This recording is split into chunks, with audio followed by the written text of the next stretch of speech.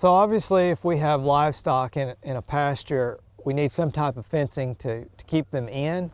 In the case of smaller animals such as goats and sheep, often woven wire is used. And it's very effective at keeping sheep and goat in the pasture.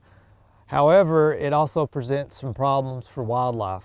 Now we often want this fence to keep coyotes out, to protect the animals, but a fence like this is not much of a barrier for coyotes.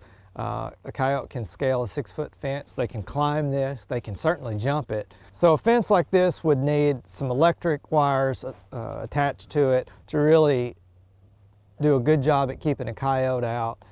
But a fence like this is a barrier for really small animals, things like cottontail rabbits and box turtles. They can't move through this. And we can take small sections out of the fence, like we could cut one of these squares out that would allow these smaller mammals and smaller reptiles to easily move through the fence and not be such a barrier for them. One thing you have to think about though, if you start cutting segments out of the fence, is that that will make it easier for coyotes to enter. And generally, the smallest opening that a coyote can squeeze through is about 6 by 4 inches.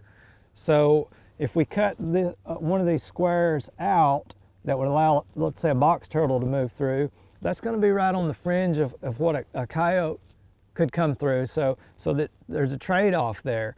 But certainly this is a real barrier and a problem for lots of wildlife, and if you're wanting to make it easier for them to move through, we might take one of these sections out, let's say every 50 to 100 yards, to allow some passage, and then maybe think about incorporating an electric line to do a better job keeping the coyotes from coming under or trying to dig under that fence. And that way you're keeping out the wildlife that you don't want in the pasture, but allowing other wildlife to freely move through the fence.